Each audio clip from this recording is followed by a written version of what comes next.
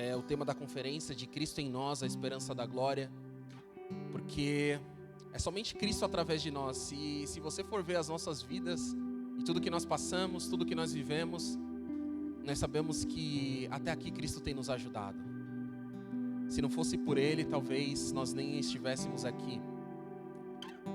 E o tema que eu quero compartilhar com vocês é algo que Deus tem ministrado ao meu coração, porque eu acredito que nesses dias nós temos que entender, ou eu acredito que Deus está nos levando a entender o porquê nós vivemos o que nós vivemos. Eu digo como igreja, sabe? Por que nós estamos aqui? Qual que é o real motivo da gente viver como cristão, da gente renunciar muitas coisas nas nossas vidas? Às vezes eu sinto que algumas pessoas ainda não têm esse entendimento de que você estar aqui como igreja é você realmente fazer algo por aquele que morreu por você. Eu acho que por mais que a gente ouça muitas vezes sobre a morte de Cristo, sobre como tudo isso aconteceu, eu acho que em alguns momentos a gente ainda falta um pouco mais do temor, sabe? Daquele de falar, caramba, eu preciso de você, Deus. Realmente a obra que você fez é uma obra que transforma vidas, que muda. E eu já ouvi isso algumas vezes. Eu falo para vocês como testemunho, né? Essa semana eu vivi isso, que Cristo, quando Ele é bem apresentado, Ele é irresistível. Quando você apresenta Ele de uma forma certa, através das suas atitudes, ou através de somente falar de Cristo para as pessoas, e realmente você vive aquilo que você está falando, as pessoas elas sentem. Eu estava comentando com o pessoal um pouco mais cedo, enquanto a gente estava tendo o nosso momento de intercessão, que, como eu falei para vocês, essa semana foi uma semana de reflexão sobre tudo aquilo que Deus falou com a gente, sobre tudo aquilo que nós devemos seguir daqui em diante, sobre tudo aquilo que nós devemos fazer daqui em diante. E na quarta-feira eu estava conversando com uma amiga do trabalho, e eu lembro que no domingo eu trouxe a palavra aqui na igreja, mas no domingo de manhã eu estava com o pastor Davi. Nós fomos visitar a igreja do pastor Kleber, a One Church, e ali ele estava falando algumas coisas sobre Jesus. Ele falou umas coisas, cara, que umas revelações assim que você fala, mano, você tem que estar muito profundo na palavra, muito profundo com Deus para pegar essas coisas, sabe? E enquanto eu estava conversando com a minha amiga na quarta-feira, o Espírito Santo me falou, fala esse detalhe sobre Jesus para ela. E eu comecei a falar sobre Jesus para ela. E comecei a falar alguns detalhes. E eu compartilhei com o pessoal aqui que Jesus, quando Ele nasce, Ele é colocado numa manjedoura, mas Ele nasce dentro de uma estalagem. E Ele é preso a panos, Ele é atado a panos. E às vezes tem detalhes que a gente não percebe, a gente fala, caramba, Deus às vezes trabalha em detalhes e a gente muitas vezes não percebe. Porque da mesma forma que Ele nasce ali, de certa forma, 100% homem, 100% Deus, mas naquele momento da vida dele indefeso e preso a panos, Ele cresce, Ele tem um relacionamento com Deus, Ele tem uma vida de oração, Ele tem uma vida de entrega, de propósito. Então Ele morre por nós na cruz. E quando Ele é ressurreto, e as pessoas vão ali, os discípulos, e primeiramente Maria Madalena, vão olhar e ver o que tem no túmulo, o que tinha no túmulo de Jesus. Da mesma forma que Ele nasceu atado a panos, foram somente os panos que ficaram. Ou seja, do mesmo lugar que Ele nasceu ali uma vez preso, Ele estava agora liberto. Liberto de toda atadura, de todo pano, de tudo aquilo que talvez fosse humano na vida dele. Mas o que eu quero trazer para vocês hoje e compartilhar com vocês hoje é sobre o poder da cruz. Será que nós entendemos o poder que há na cruz? Será que nós entendemos o poder que há no sacrifício de Jesus? Porque eu acredito que da cruz ela emana um poder, ela libera um poder que nos atrai e nos chama para nós sentarmos juntos à mesa. Porque a promessa que um dia foi somente para os judeus de salvação, ela se estende a todos nós. Então a cruz ela tem esse poder de alcançar as nossas vidas. ela tem o poder de fazer com que nós vivamos de forma santa para Deus. Ela nos tira da margem da promessa e nos coloca para dentro dessa promessa. Se um dia nós vivíamos à margem da promessa, só vendo essa promessa de fora, agora com a obra da cruz, com o poder da cruz, através da morte de Jesus, nós somos colocados dentro dessa promessa. E Cristo é implantado em nós. Sabe, a cruz ela tem esse poder de tirar de nós muitas vezes as nossas opiniões, aquilo que a gente pensa. E se você pensar na cruz como objeto ali onde Jesus sofreu, onde Jesus padeceu, e ele fala que nós temos que carregar a cada dia a nossa cruz, significa que muitas vezes a gente tem que deixar de lado aquilo que a gente pensa e vivermos aquilo que Deus nos manda, que Deus nos pede. Mas eu quero ser um pouquinho mais específico nessa pregação. Eu vou tentar ser o mais rápido possível, porque eu comecei a escrever, e eu falei, mano, essa pregação é pregação para tipo umas 2 horas. Mas eu vou tentar ser rápido, ser sucinto. Eu não queria pular nenhum ponto. Eu vou tentar não pular nenhum ponto, porque tem coisas muito interessantes aqui que eu quero compartilhar com vocês. Acerca de tudo que aconteceu com Jesus. Se você puder, abra comigo em João, capítulo 18.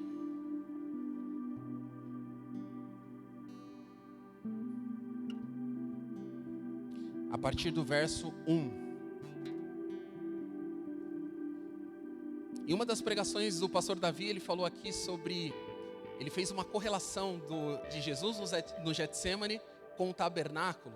E foi algo sensacional. E Deus me trouxe uma correlação, algo diferente. Eu estava estudando e no meio desse estudo, que na verdade o foco principal é o poder da cruz, Deus me trouxe algo diferente relacionado a essa passagem. Mas eu quero compartilhar aqui com vocês. Jesus, ele já está a ponto de ser entregue aos sumos sacerdotes, aos mestres da lei, para que ele fosse julgado e então crucificado. Ou seja, ele se preparou bastante tempo para que ele pudesse viver esse ministério. Ou seja, Jesus ele começa o ministério dele com 30 anos. Então em 3 anos ele consegue concluir essa obra. Em 3 anos ele consegue passar uma mensagem, que é uma mensagem que mudou o nosso mundo. Porque se hoje nós estamos no ano 2022 depois de Cristo, é porque ele influenciou a sociedade a ponto de existir tempo antes e depois dele. Mas vamos lá, vamos à leitura, senão eu vou ficar falando aqui e a gente vai acabar demorando, mas vamos lá. Acompanha comigo. João 18, a partir do verso 1. Tendo Jesus dito essas palavras, saiu juntamente com seus discípulos para o outro lado do ribeiro de Cedron, onde havia o jardim, e aí entrou com eles. E Judas, o traidor, também conhecia aquele lugar, porque Jesus ali estivera muitas vezes com seus discípulos. Tendo, pois, Judas recebido a escolta e dos principais sacerdotes e dos fariseus, alguns guardas, chegou a este lugar com lanternas e tochas e armas. Sabendo, pois, Jesus todas essas coisas que sobre ele haviam de vir, adiantou-se e perguntou-lhes: a quem buscais? Então você vê que Jesus ele já sabia aquilo que haveria de acontecer. Ele já tinha noção, ele falou: cara, agora eu vou entrar no meu propósito. Mas ele se adianta e ele fala: olha, eu vou dar o passo à frente. A quem vocês vieram buscar? E olha o que a palavra continua dizendo aqui. Responderam-lhe: a Jesus o Nazareno. Olha que interessante nesse ponto. Jesus se adiantou e perguntou quem eles estavam buscando. E eles falaram: olha, nós estamos buscando Jesus o Nazareno. E é interessante porque eles não chegaram direto em Jesus e identificaram ele. Judas teve que dar o sinal para que achassem ele. Ou seja, ele era um homem comum. Ele era um homem que andava com todos aqueles de uma forma comum. Ele não se aparecia mais do que ninguém em aparência. Ele era como os outros. Por isso que vieram perguntar a ele, nós estamos buscando a Jesus. E ele pergunta, né? Na verdade ele começa perguntando, a quem buscais? Responderam-lhe, Jesus o Nazareno. Então Jesus lhe disse, sou eu. Ora, Judas, o traidor, estava também com eles.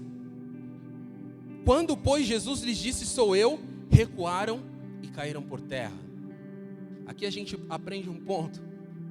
Cara, é melhor a gente estar do lado de Jesus do que estar contra ele. Quando ele fala, sou eu, ali você já pode ver o poder que havia nele, porque a palavra diz, e às vezes a gente não se atenta a esses detalhes, que aqueles homens recuaram e caíram por terra. Quando você começa a entrar no propósito, você entende que há poder no nome de Jesus. Jesus fez isso, ele se adiantou a esse propósito, mesmo sabendo que com isso ele iria sofrer.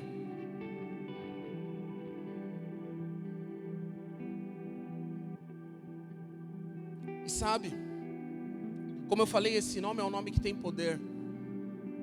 Em Filipenses, capítulo 2, versículos 10 e 11, eu cheguei a falar aqui no domingo passado. Um dia, todo joelho na terra e debaixo da terra vai se dobrar ao nome de Jesus. Seja por bem ou seja por mal. Mas todo joelho na terra um dia se dobrará diante da presença dele, diante de quem ele é.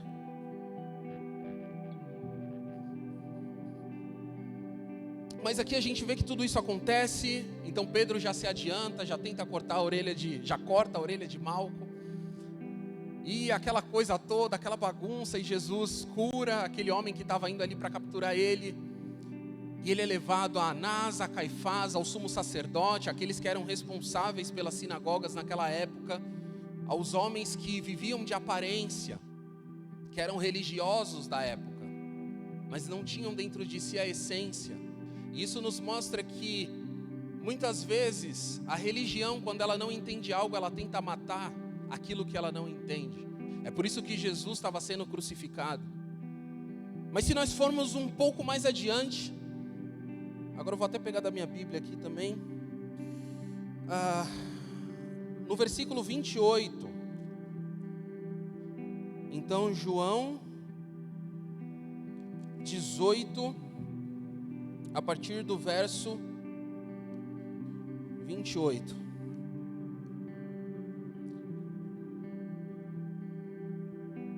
Depois levaram Jesus da casa de Caifás para a audiência, e era pela manhã, e não entraram na audiência. Em algumas versões está como pretório. A versão de alguém está assim: e levaram Jesus ao pretório, que era o lugar onde ocorriam os tribunais, as audiências, onde as pessoas eram julgadas, onde as pessoas eram sentenciadas. Então era para esse lugar que Jesus estava indo. E olha o que fala aqui: e não entraram na audiência para não se contaminarem, mas poderem comer a Páscoa. Então você vê que os caras que entregaram Jesus eram tão religiosos que eles levaram Jesus naquele lugar para ser entregue à morte, mas eles mesmos não entraram para não se contaminarem.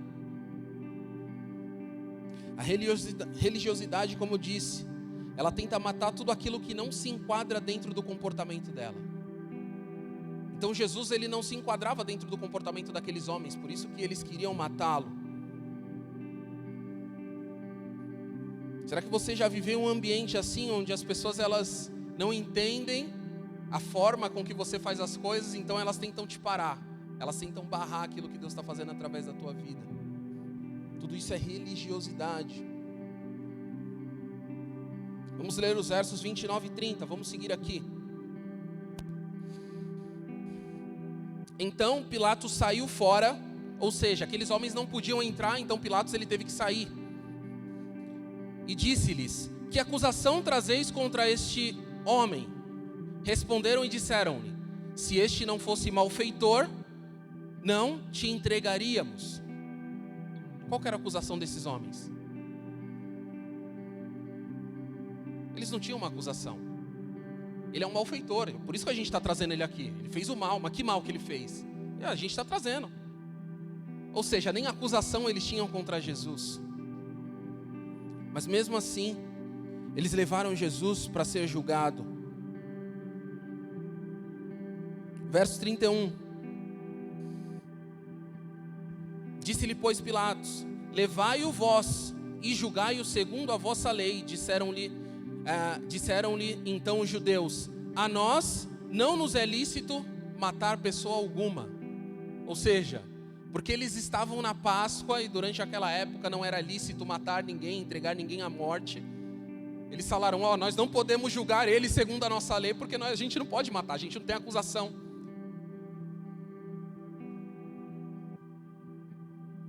Você vê as coisas que Jesus se propôs a passar para que nós estivéssemos aqui?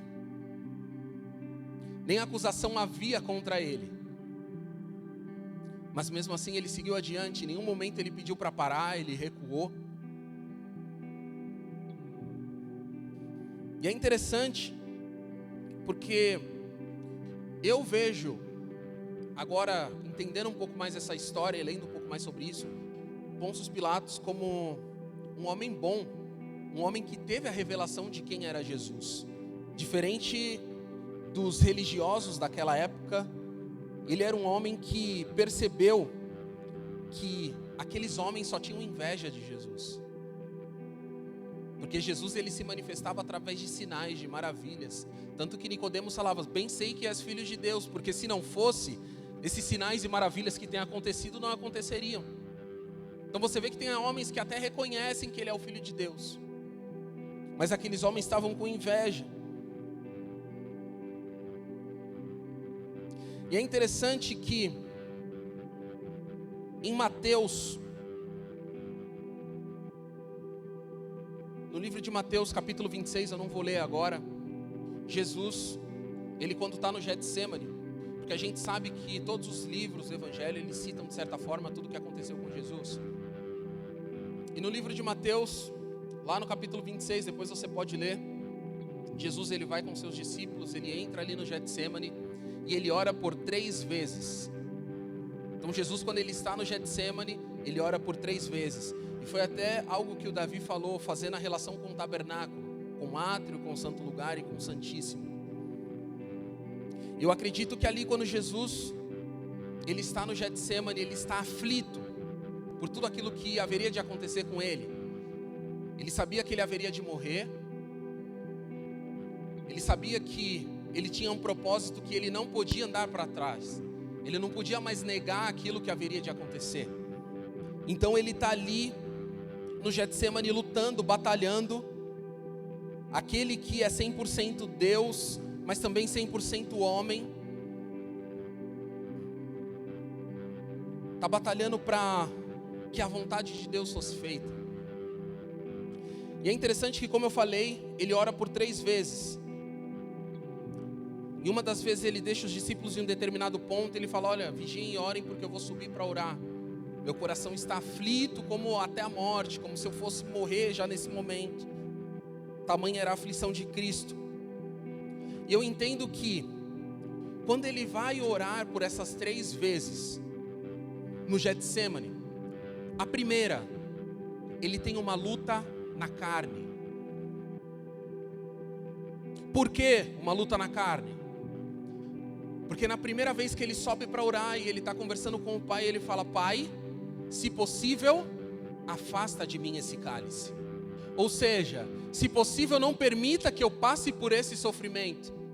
Porque a gente sabe que quando Deus coloca um propósito em nossos corações, Deus coloca um propósito em nossa vida, o nosso espírito ele se alegra, mas a nossa carne ela fala: não, eu não vou conseguir passar por esse processo.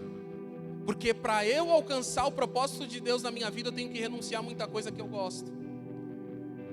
Eu tenho que renunciar ao meu próprio eu, renunciar às coisas que eu gosto de fazer para poder viver aquilo que Deus quer que eu viva. E Jesus ele entendeu que ele tinha que morrer. Agora veja bem, alguém que tem a revelação de que, olha, o teu objetivo, o teu propósito nessa terra é morrer para que pessoas que são malfeitores, que são estupradores, que são pessoas ruins, pessoas de má índole possam viver. Você vai ter que morrer por essas pessoas. E ele sobe para orar e ele fala: olha Deus, se possível afasta de mim esse cálice. Então ele estava ali guerreando, batalhando, tendo uma luta na carne. Num segundo momento ele Ele volta, ele vai ter com os discípulos, mas eles estão ali cansados, quase dormindo, e ele fala: olha, vocês têm que vigiar, porque está para acontecer aquilo que tem que acontecer. Então ele vai e sobe novamente para orar pela segunda vez. E quando ele sobe para orar pela segunda vez, ele tem um romper, ou seja, ele luta e ele luta contra a carne dele, para que ele tenha um romper no espírito. Porque quando nós temos um romper no espírito, a gente sabe que a nossa carne vai sofrer. A gente sabe que nós vamos sofrer por muitas vezes querer obedecer à vontade de Deus. Obedecer à vontade de Deus vai ser muitas vezes deixar de ter tempo com amigos, deixar de ter um tempo para a gente de lazer, de fazer coisas que a gente gosta, para que a obra de Deus seja concluída através das nossas vidas. E ali ele luta, até que ele tem um romper no espírito. Pai, que seja feita a tua vontade. Então no espírito ele entende que a vontade de Deus está sobre a vontade dele. Cara, como eu queria que nós entendêssemos e aprendêssemos mais a orar como Jesus.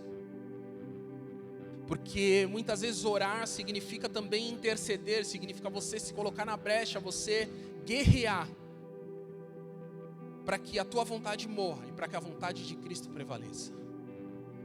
E é difícil, não é fácil. Não é fácil ter que renunciar muitas vezes coisas que você quer fazer, ter que renunciar à tua forma de ser. Porque quando nós nascemos como nova criatura, nós recebemos sobre nós os frutos do Espírito. Então se eu era uma pessoa que tinha dentro de mim amargura, rancor, raiva, eu tenho que passar a ter amor, alegria, paz. Isso é algo difícil, porque muitas vezes a gente pede para Deus, fala: Deus, me dá paciência. Só que Deus não vai pegar a paciência e vai jogar na tua frente lá e vai falar: pronto, tem paciência. Ele vai colocar você numa situação na qual você vai precisar ser paciente para que Ele faça algo. E a gente vê que Jesus, ele tem essa luta. E a terceira vez que ele sobe, depois de falar com os discípulos, ele sobe para fortalecer o seu espírito, para que seu espírito fosse fortalecido. Eu acredito que as 3 vezes que ele ora tem a ver com as 3 vezes que ele enfrenta, de certa forma, Pilatos com relação aos questionamentos que Pilatos fez para ele. Então aquela oração foi uma preparação para que ele pudesse passar pelo processo.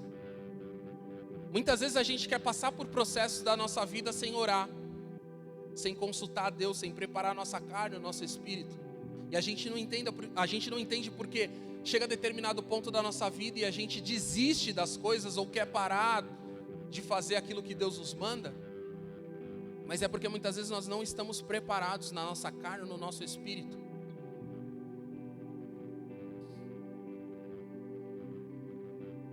Então, como eu falei, a primeira oração dele, ele estava quebrando a carne.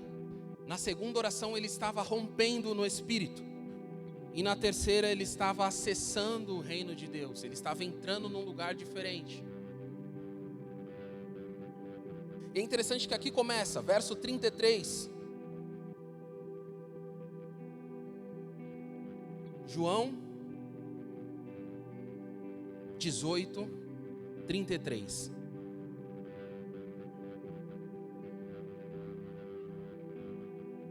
Vamos ler o 32 um pouco antes, tá? 32, depois 33. Para que se cumprisse a palavra que se havia dito, significando de que morte havia de morrer. Tornou, pois, a entrar Pilatos na audiência ou no pretório e chamou a Jesus e disse-lhe: Tu és o rei dos judeus? É interessante que ninguém ainda havia falado isso para Pilatos. Ninguém havia falado: olha, ele está falando que é o rei dos judeus. Ninguém havia falado. Mas eu acredito que dentro dele, ele teve uma revelação de quem Jesus era. Porque Pilatos, ora nós sabemos que ele era um homem que tinha autoridade, que entendia sobre autoridade.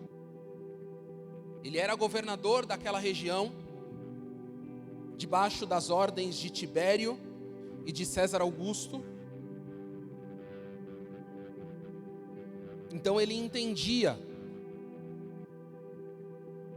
Então nesse primeiro momento que a gente tem aqui, que vão seguir nos próximos versos, a gente vê como Deus ele dá sabedoria para Jesus, para que ele pudesse passar por esse processo, onde ele teve que quebrantar a sua carne. Ele não teve medo de sofrer perseguição. Vamos continuar nossa leitura. 34. Respondeu-lhe Jesus: Tu dizes isso a ti mesmo, ou te disseram outros de mim? Pilatos respondeu: Porventura sou eu judeu? Ou seja, ele está querendo dizer, eu estou somente falando por mim. Eu não sou judeu, não sei qual é a acusação que eles têm contra você. Mas ele teve a revelação de que Jesus era rei. A tua nação e os principais sacerdotes entregaram-te a mim. Que fizeste? Respondeu Jesus: O meu reino não é deste mundo. Se o meu reino fosse deste mundo, pelejariam os meus servos para que eu não fosse entregue aos judeus. Mas agora o meu reino não é daqui. Esse é o início do diálogo de Jesus com Pilatos. E a gente entende aqui que depois dele fazer essa oração por 3 vezes, quando ele esteve no Getsêmani, a partir daqui começa uma provação para ele. Porque a partir desse ponto ele vai ter 3 oportunidades, assim como ele orou 3 vezes, ele vai ter 3 oportunidades para falar: olha, eu desisto, eu não vou mais seguir para a cruz, eu não vou mais morrer de cruz.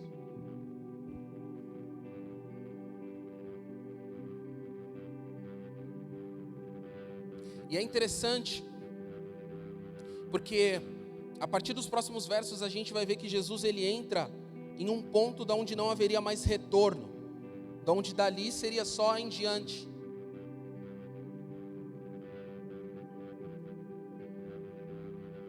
Então quando ele não fala nada para Pôncio Pilatos sobre ele não ser rei, você vê que ele ficou em silêncio. Tu és o rei? Ele fica em silêncio. Ali, ele já poderia ter aliviado na resposta. Ele poderia ter falado: não sou rei, me libera aí que está tudo certo. Ele poderia ter negado, mas ele ficou em silêncio.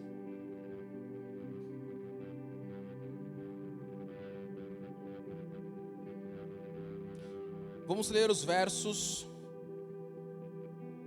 36 novamente, 37. Respondeu-lhe Jesus: O meu reino não é deste mundo. Se o meu reino fosse deste mundo, pelejariam os meus servos por mim.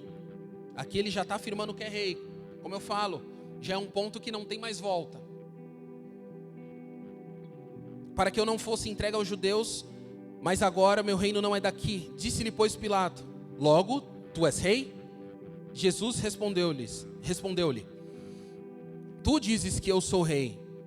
Eu para isso nasci e para isso vim ao mundo, ao fim de dar testemunho da verdade. Todo aquele que é da verdade ouve a minha voz. Então você vê que nesse primeiro ponto, Jesus, além dele afirmar: olha, o meu reino não é deste mundo, ele está falando: eu sou um rei, mas meu reino não é daqui. Ele continua e vai mais profundo falando: eu sou a verdade. Tanto que Pilatos, ele responde, verso 38, disse-lhe, pois, Pilato: que é a verdade?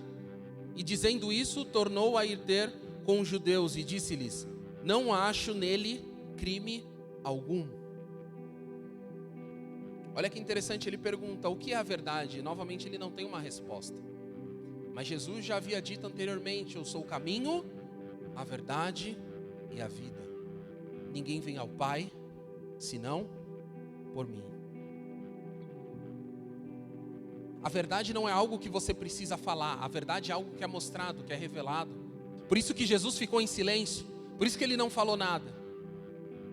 Às vezes a gente briga tanto por certas coisas para mostrar a verdade para algumas pessoas.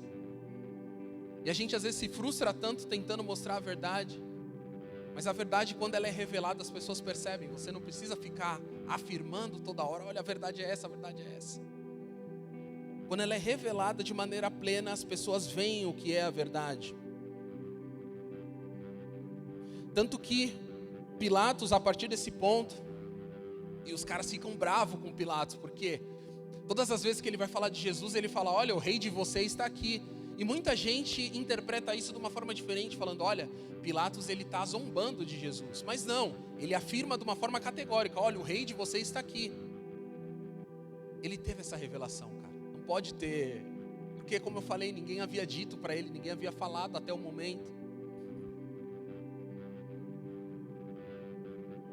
Tanto que um ponto um pouco mais para frente, em outro livro do Evangelho, se eu não estou enganado, é no livro de Lucas, se eu não estou enganado, tem um episódio com a esposa de Pilatos, que ela tem um sonho durante a noite, ela fala, olha, você não deve mexer com aquele cara porque ele realmente é filho de Deus, ele realmente é um cara que tem o poder, e aquilo deixa Pilatos temoroso.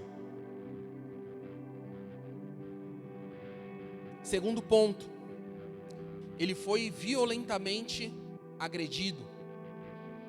E às vezes, é o que eu falo para vocês, às vezes a gente está aqui, a gente está vivendo o Evangelho de qualquer forma, sem entender o que Jesus passou por nós na cruz, sem entender tudo o que aconteceu. Eu acho que se nós tivéssemos um pouquinho mais de entendimento em algumas coisas, nós seríamos mais... Eu não estou falando que somos pessoas que não têm zelo, que não têm, porque aqui eu sei que tem muita gente que tem isso. Mas eu sinto que tem momentos que nós precisamos ter um entendimento maior, sabe? Para que a gente não faça a obra de qualquer forma. Para que a gente não ache que as coisas de Deus são feitas de qualquer forma ou para qualquer um. Você está fazendo por alguém que sofreu por você.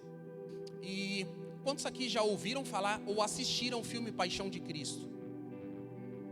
O que vocês acharam? Vocês acharam que foi muito violento o filme ou não? Quem achou que foi bem violento? Quem achou? Mas eu acredito que o sofrimento que Jesus teve foi pior do que o que se passa ali. E por que você está falando isso, Adriel? Abra comigo em Isaías 52:14. Isaías, o maior profeta messiânico, o maior profeta que é o profeta que tem mais revelações acerca de Jesus e acerca de quem ele era.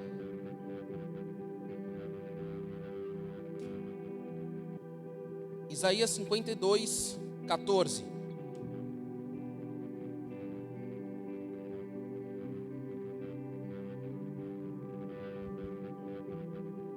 Todos abriram? Olha o que a palavra fala. Como pasmaram muitos à vista dele, pois o seu parecer estava tão desfigurado, mais do que qualquer outro, e a sua figura mais do que qualquer outro dos filhos dos homens. Então, para você ter a noção da comparação que o profeta Isaías está fazendo acerca de Jesus, está falando que ele sofreu a ponto de ficar mais desfigurado do que qualquer outro filho dos homens. Tem gente que às vezes gosta de ver aquelas coisas de acidente. Eu odeio ver essas coisas, cara. Tem gente que às vezes gosta de ficar assistindo aquelas coisas de acidente. Eu não gosto. Às vezes que a pessoa fica desfigurada, a pessoa fica... Agora imagina se é horrível essas coisas. Agora imagina Jesus, o sofrimento pelo qual Jesus passou, as dores pela qual ele passou, o quanto ele foi surrado para ele ficar tão desfigurado a ponto de ficar mais desfigurado do que qualquer outro dos filhos dos homens.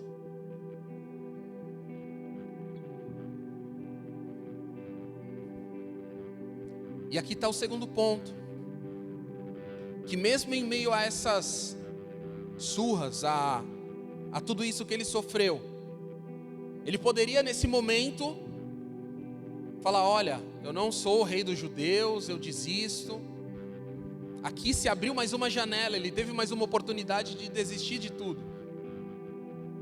Mas ele lembrou que seja feita a tua vontade. Lembra que ele lutou lá no Getsemane? Aqui ele já estava no segundo passo, o romper no espírito.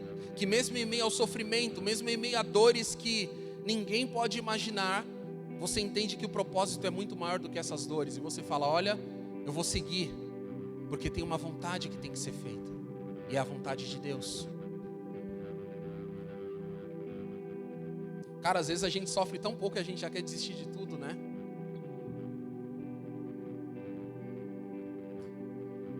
Que nós sejamos essas pessoas que vivem plenamente para Jesus. Que nós não tenhamos vergonha de falar quem Ele é, de expressar quem Ele é. Porque Ele não teve vergonha de apanhar por mim e por você, de passar vergonha por mim e por você. Vamos voltar lá comigo. Eu vou seguir ainda em cima desse texto, tá? A gente vai ler até o verso... Deixa eu ver. Ah, tá. A gente vai ler até o 19:30. Beleza.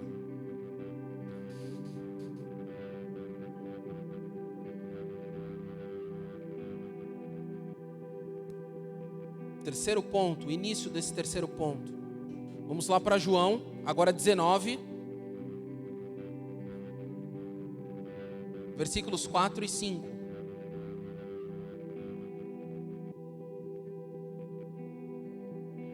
João 19, versos 4 e 5.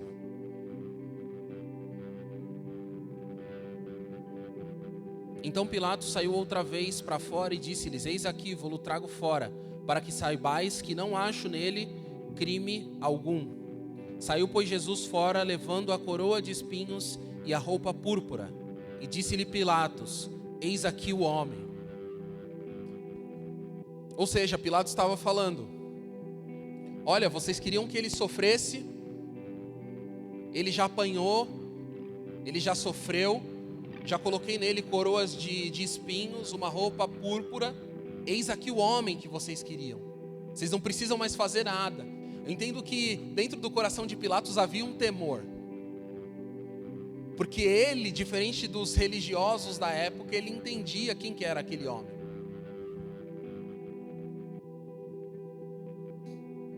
Vamos para o versículo 9.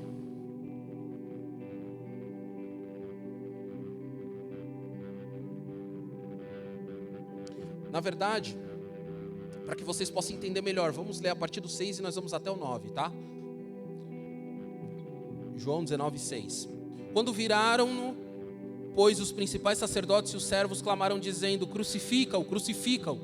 Disse-lhes Pilatos: Tomai-o vós e crucificai-o, porque eu nenhum crime acho nele. Responderam-lhe os judeus: Nós temos uma lei, e segundo a nossa lei, ele deve morrer, porque se diz filho de Deus. Então você vê que até lei os caras arranjaram na hora para poder crucificar Jesus. Porque lembra que eu falei no começo que ele não tinha, os caras não tinham nada com que acusar ele. Agora já acharam uma lei que ele estava falando que era o filho de Deus, então deveria morrer. Muitas vezes a religiosidade, quando ela não consegue parar aquilo que Jesus está fazendo, ela acha alguma coisa para tentar matar. Sabe quando Deus, ele às vezes trabalha de uma forma diferente através da tua vida ou através da vida de alguém, e às vezes tem alguém que não tem a mesma fé ou a mesma profundidade na palavra que você tem, fala: olha, aquilo que aquela pessoa está fazendo é errado. Ela tenta colocar a pessoa dentro de um quadrado. A religião, ela tenta fazer isso. Muitas vezes ela tenta nos colocar dentro de um quadrado. Você vai servir a Deus, mas só se for dentro dessa lei aqui. Você vai fazer isso, isso e isso. Se você estiver fora, se você falar que você é filho de Deus, ungido, a gente vai matar você. E era isso que estava acontecendo. E aqui está essa terceira janela.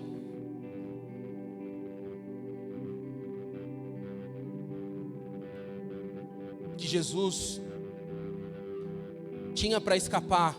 Verso 9.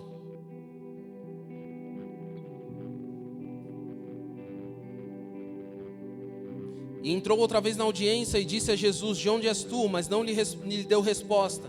Disse-lhe Pilatos: Não me falas a mim? Não sabes tu que tenho poder para te crucificar e tenho poder para te soltar? Respondeu Jesus: Nenhum poder terás contra mim, se de cima não lhe fosse dado. Mas aquele que me entregou a ti, maior pecado tem. Desde então Pilatos procurava soltá-lo, mas os judeus chamavam dizendo: Soltarás este, não és amigo de César? Qualquer que se faz rei é contra César. Olha aqui Jesus também tinha uma outra janela para escapar, porque eles tentaram encurralar Pilatos de tudo que é jeito. Falaram, esse cara tem que morrer. Ele falou, não, mas eu não achei crime nenhum não, mas ele, segundo a nossa lei, ele está falando que é filho do rei, então ele tem que morrer. Mesmo assim Pilatos falou, mas isso não é crime. E num terceiro momento eles falaram, agora eles jogaram para o campo político. Por quê?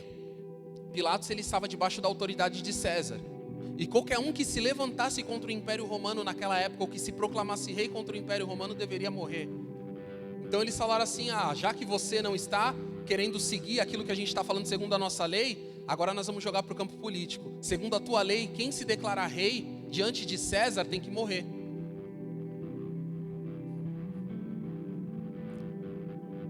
E aqui a gente vê que Jesus ainda quieto, ele poderia também falar, olha, eu não sou rei, desistir de tudo e parar tudo. Ele não fala nada. Verso 13, ouvindo pois Pilatos este dito, levou Jesus para fora e assentou no tribunal, no lugar chamado Listrótonos, em hebraico, Gabatá. Então a gente vê que Jesus aqui ele passou nos 3 testes. Ele já estava a ponto de ser crucificado. E tem um cara, um grande avivalista, um grande homem de Deus, Leonard Ravenhill.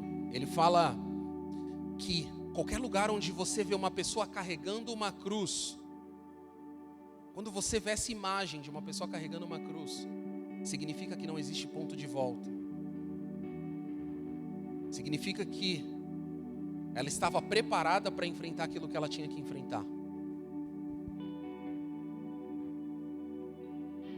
E a partir disso começa toda a questão de Jesus ser crucificado, de levar sobre ele todas as nossas dores. E existem relatos que dizem que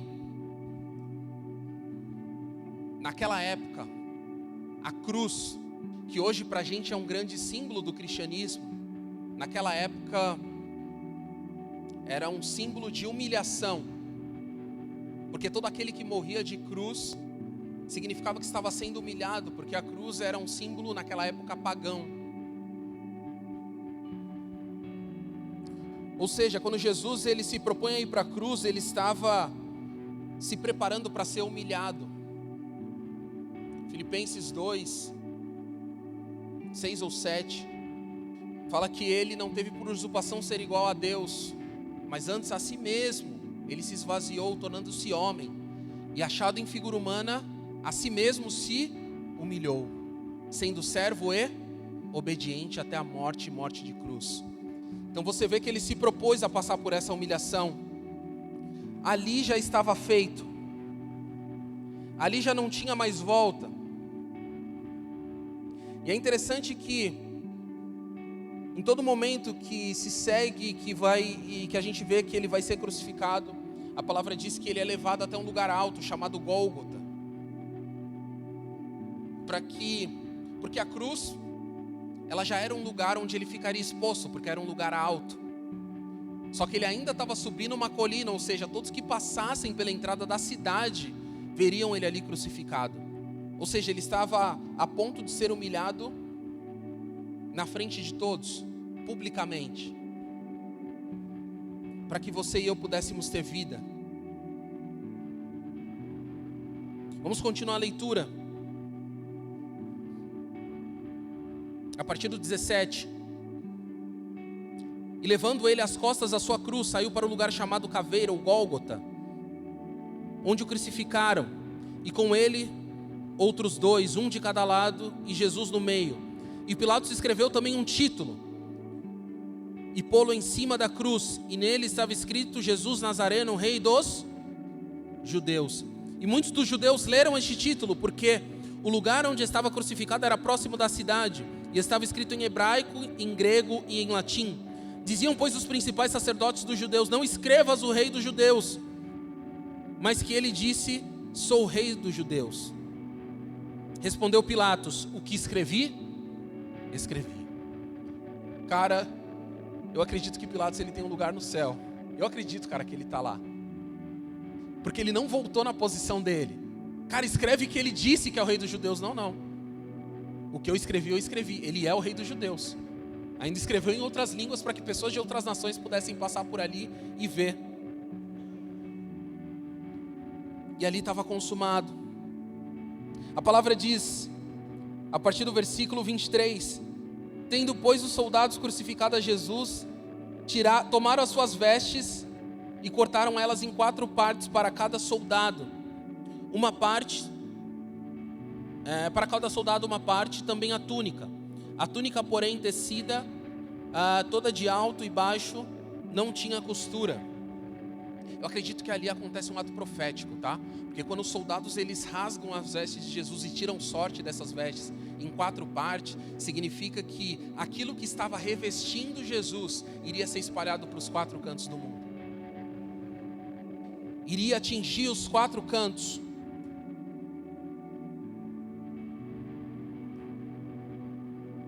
E ali Jesus foi pregado na cruz. Mas será que a forma que nós temos vivido tem honrado a morte de Jesus na cruz? Será que o que nós temos feito tem honrado a morte de Jesus na cruz? Paulo fala em Gálatas 6,14, abram comigo.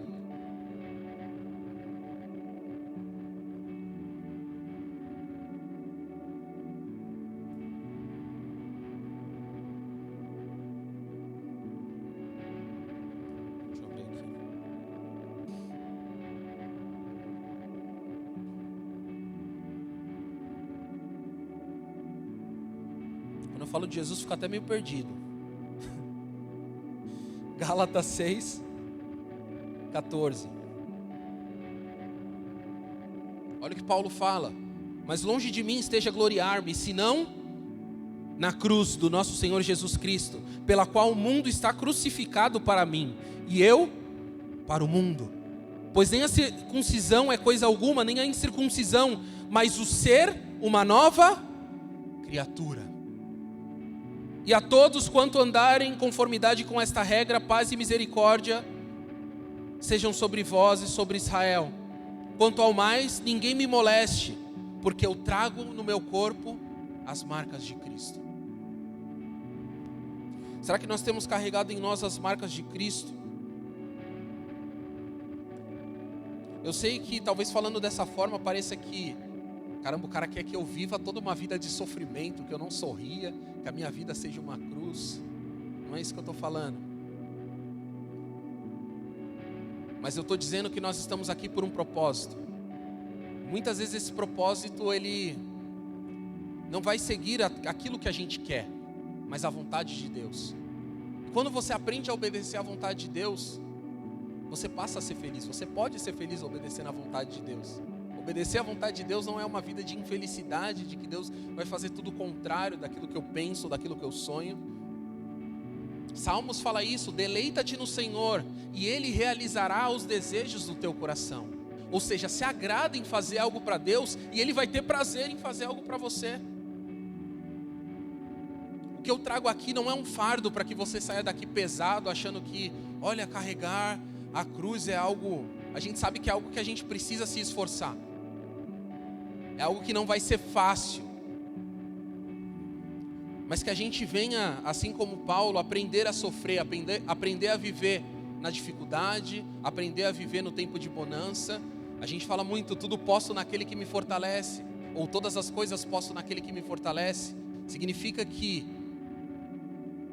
eu posso passar por dificuldade, posso estar no momento de abundância, pode acontecer qualquer coisa, mas tudo eu posso naquele que me fortalece.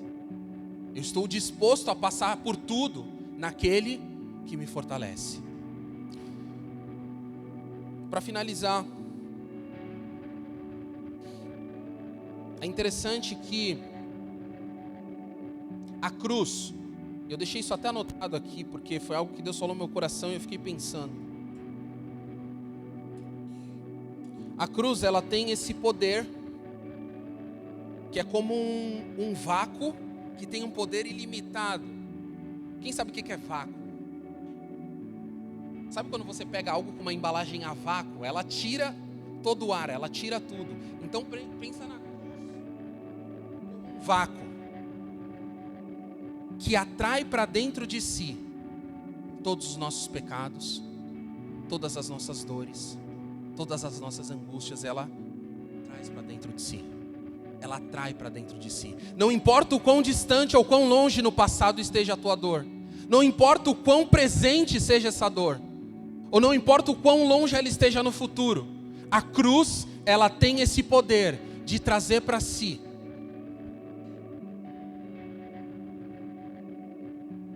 ela tem esse poder de atrair para si todas as dores, todas as angústias, todos os abusos, toda a vergonha, toda a injustiça, todo o peso, toda a culpa. Ela atrai para dentro de si tudo aquilo que muitas vezes nos faz querer parar ou querer desistir. Ela nos faz vencer os nossos maiores medos. Porque uma vez que eu estou morto para o mundo, eu não tenho mais o que temer. Isaías 53.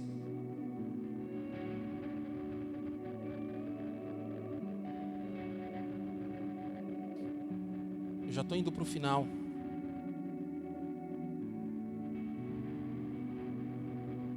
Isaías 53.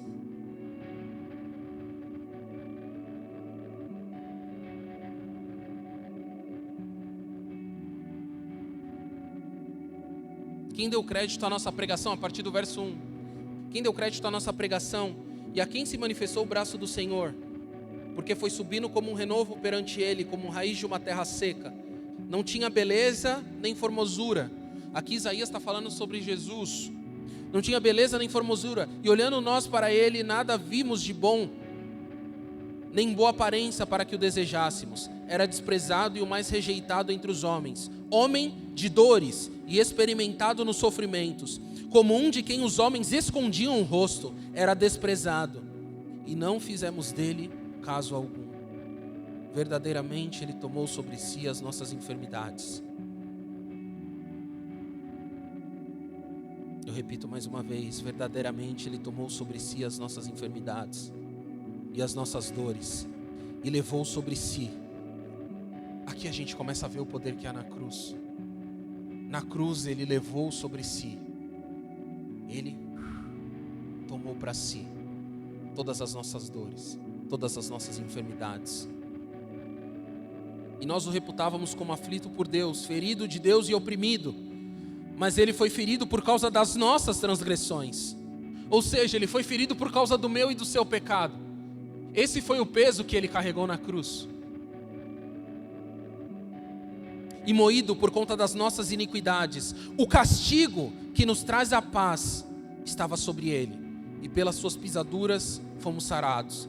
Todos nós andávamos desgarrados como ovelhas. Cada um se desviava pelo seu caminho. Mas o Senhor fez cair sobre ele a iniquidade de todos nós. Ou seja, a fúria de Deus que deveria recair sobre cada um de nós, ela é concentrada na figura de Cristo na cruz. Ele foi oprimido e afligido, mas não abriu a sua boca. Vocês lembram que quando Pilatos falava, tu és o rei, ele ficava quieto.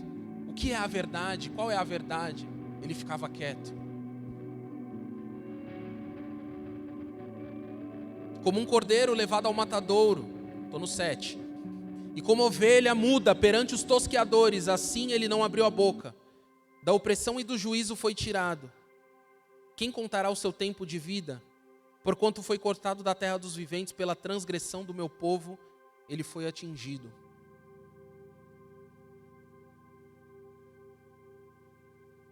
Então você vê que tudo isso Jesus sofreu por nós. E tudo aquilo que nós falamos nesses dias de ter Cristo em nós, passa por nós entendermos tudo aquilo que Ele sofreu. Para que nós possamos viver como Ele viveu. Para que a gente não ache que a gente deve viver a nossa vida de qualquer forma. Porque quando nós entendemos o sofrimento de Cristo, a gente pensa na forma que a gente vai viver. O que nós vamos fazer para as pessoas, o que nós vamos fazer para nós mesmos.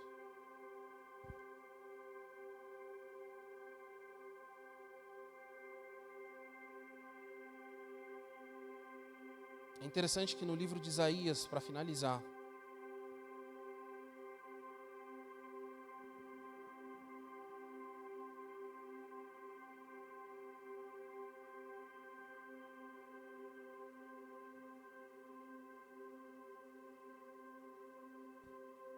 fala sobre, como eu falei, o livro todo de Isaías fala sobre Jesus,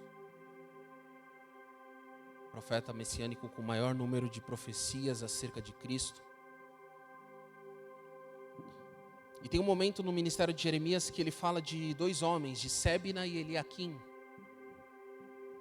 E essa foi uma revelação que nesses dias me tocou bastante. Porque na época do rei Ezequias, havia um administrador do rei, ou seja, aquele que tomava conta de todas as coisas que aconteciam no palácio. E o nome desse homem era Sebna. E ele era um homem prepotente, ele era um homem arrogante, mas que estava administrando tudo que era do rei. E olha o que a palavra fala. Assim diz o Senhor, Deus dos exércitos. Isaías 22, 15.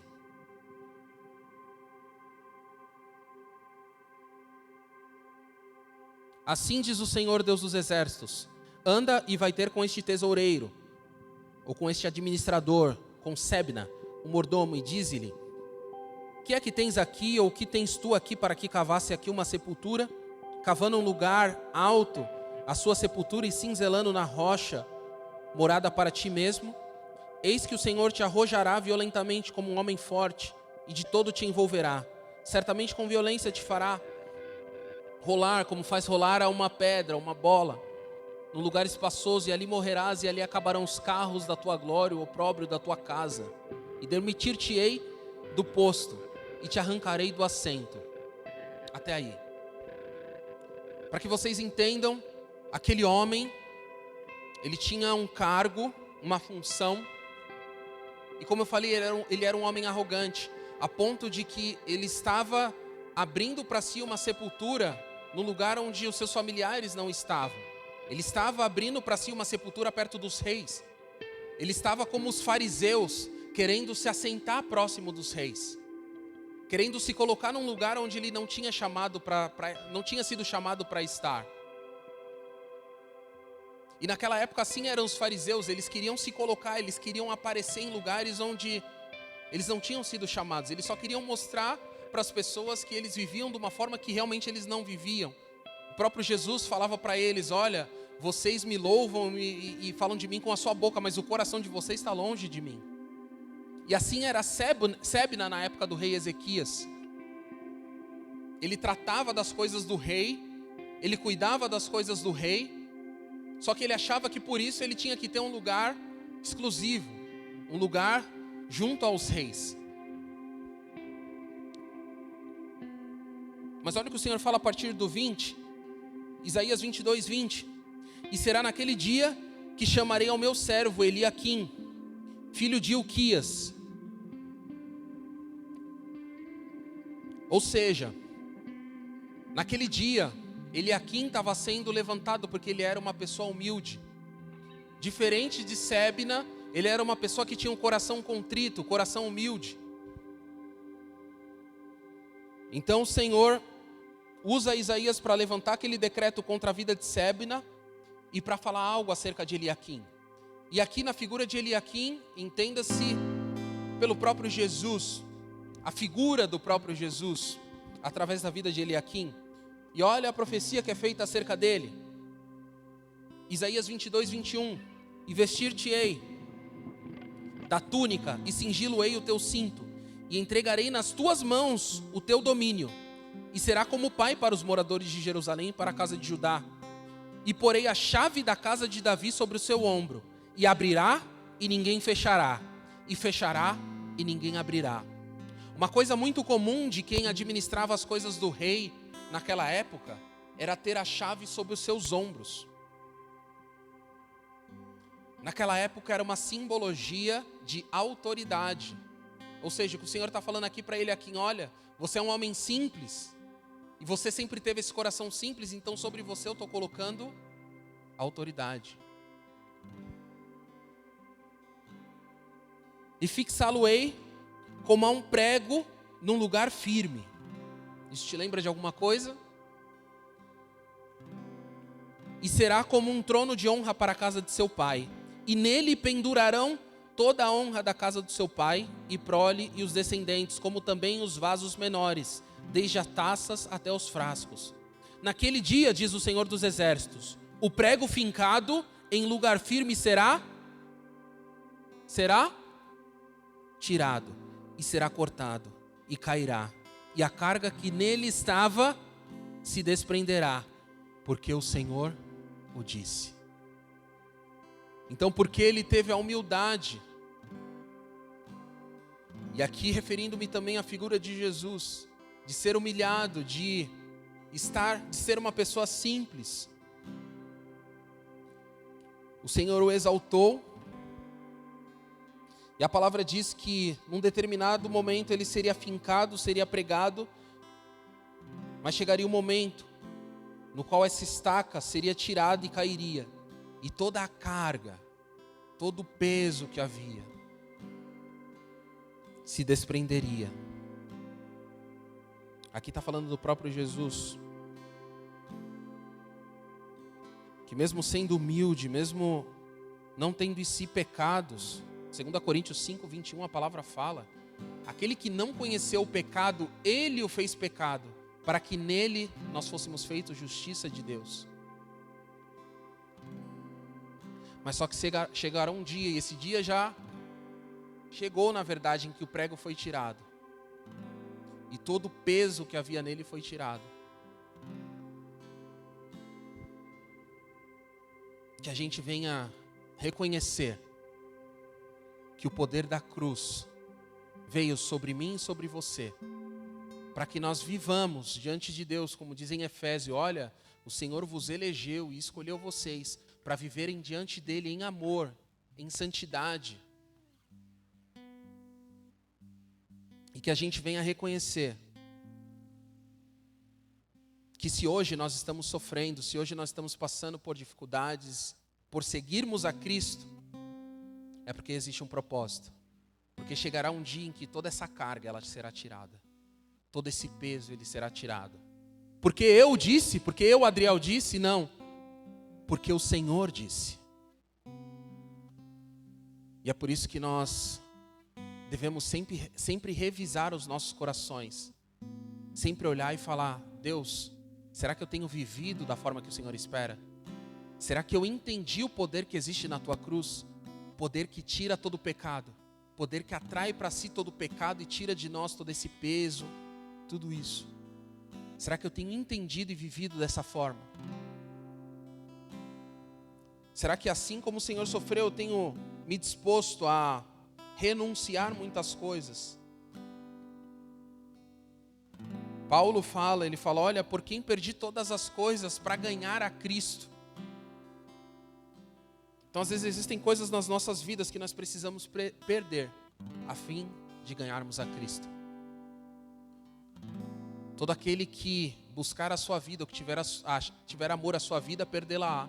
Mas todo aquele que perder a sua vida por amor a mim, achá-la-á. Então, que a gente venha aprender a viver esse estilo de vida. Amém?